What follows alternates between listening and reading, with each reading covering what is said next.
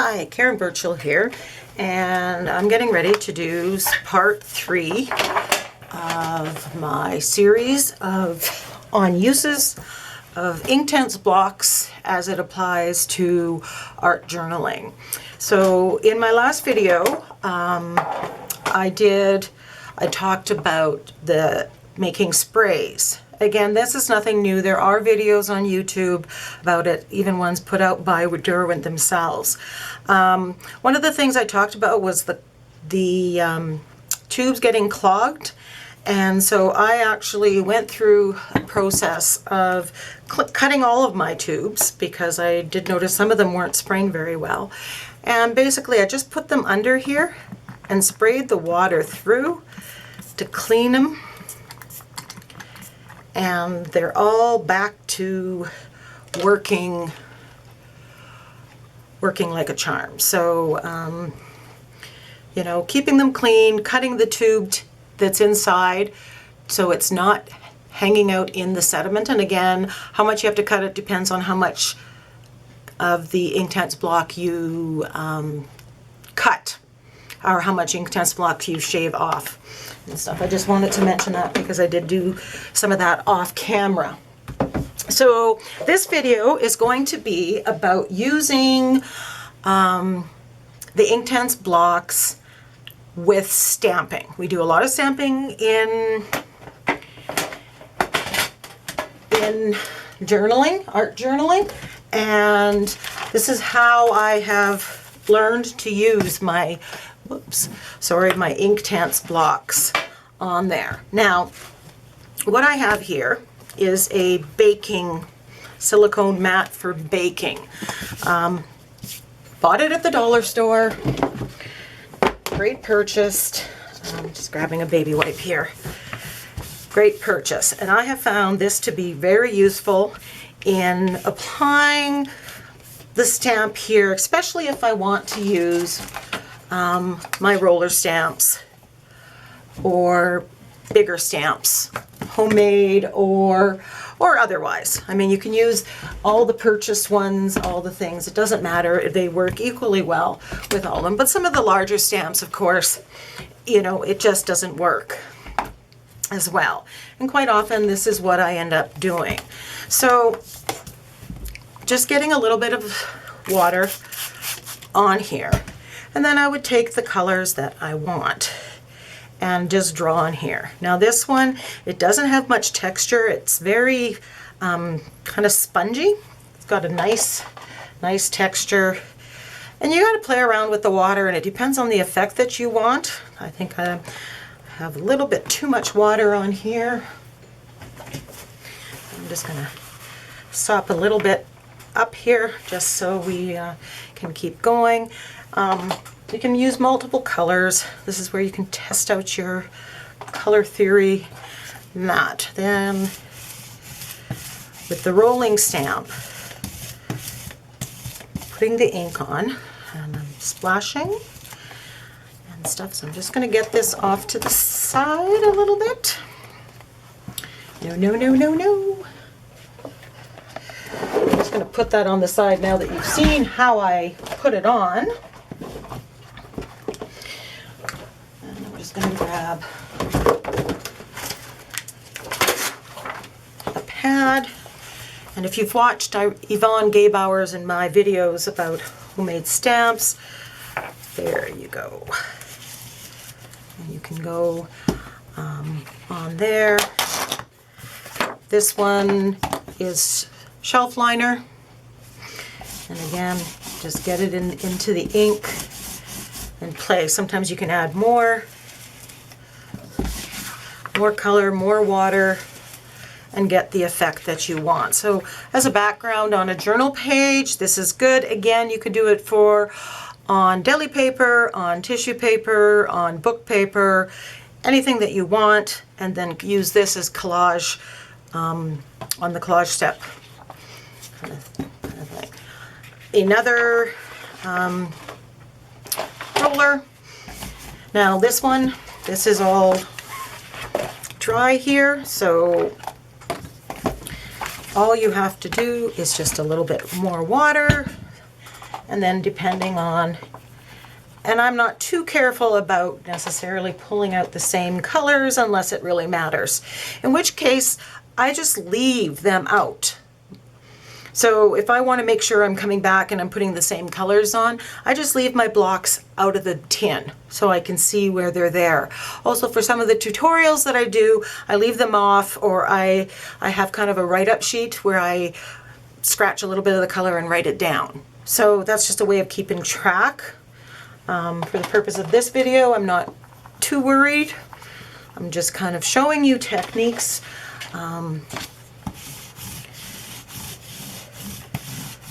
There's a lot of ink on there.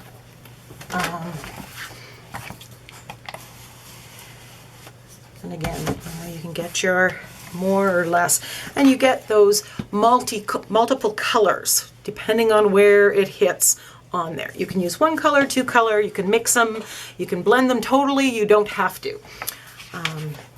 So that's with those rollers. You can also, with the same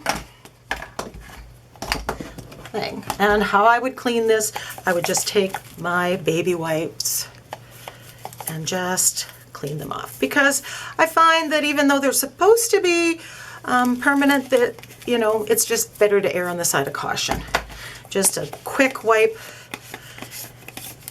does the trick, and you don't have to worry about it contaminating, you know, another project if you're particular. So we still have all this ink here. I'm just kind of moving the camera. Hopefully it's not shaking too much for you. I apologize. It's just not a great setup. What if you use, you know, the purchase stamps and stuff? So, and again, this allows you to have multiple colors. Now this is a little watery, but you know, we don't necessarily, I mean, I'm not going to read that anyways. I don't know what it says, if it in fact says anything. So I would just dry it, and it gives a very, very nice effect. If it's too watery, just try tapping it off. You know, what a nice base for a journal project. It dries very quick. And again, some of the time I find that it is permanent. Other times there may be places that it's not. So again, I err on the side of caution. I'm always careful, and if it matters, I test it and I see and use an adhesive or so again, just using some other blocks and different colors. And you can always go in, add another color.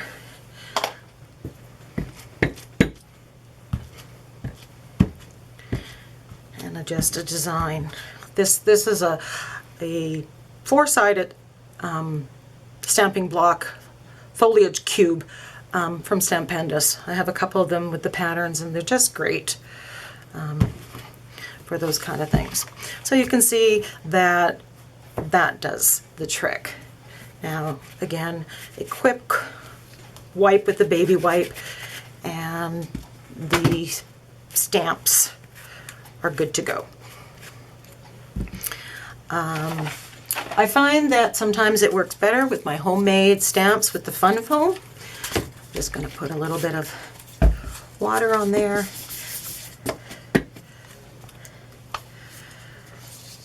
And again, you can get the color you want. Play with. Whoops. Didn't. Now, the other thing that you can do with the Inktense blocks, without rolling them on there, is to apply the ink, the Inktense, the color, directly to the surface of the blocks that you have. So I typically, I'm going to get get this out of the way for now. Typically just a light spray from further away, I find. Shake it off, and I can go in and just with the side, because they are flat, it allows me to do this very quickly. Now, could you do this with the Inktense pencils? I guess so. It would be a little bit more, a little tedious, I would assume. And again, you can blend. This is what I love about it. You can take the colors and blend them, so you get some really neat effects. Now, a little bit of a spray from afar.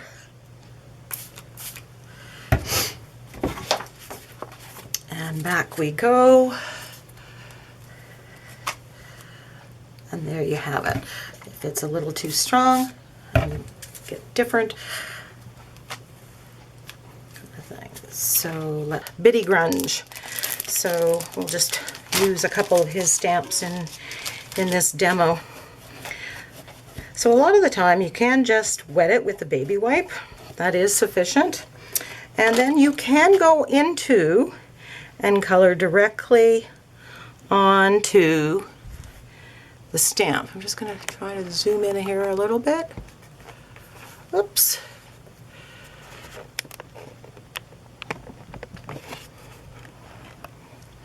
So I'm just coloring it in. I need a little bit of water there, but you can just do your own thing. So if it had a lot of detail, you can get in there and play around, you know. And as you get to know it, you can do different things. There we go. Sorry about that. A little bit of water.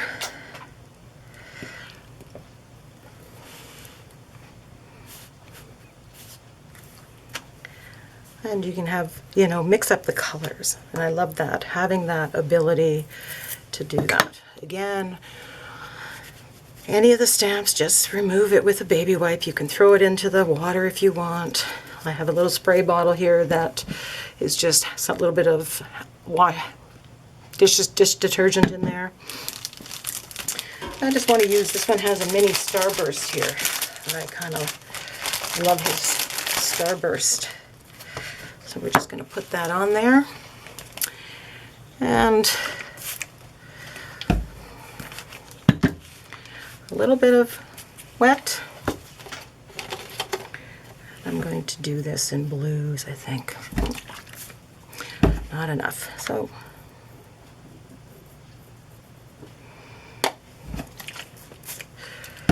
there we go.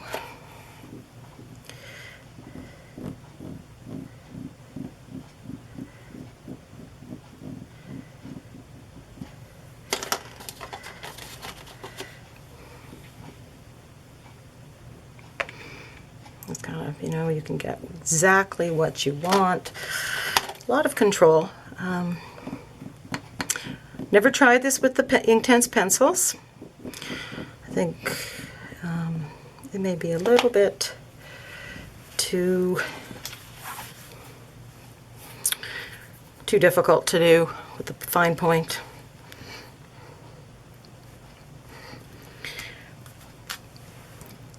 There you go.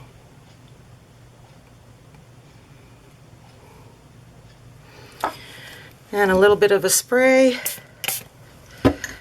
and usually you can get 2 or 3 stamps out of it.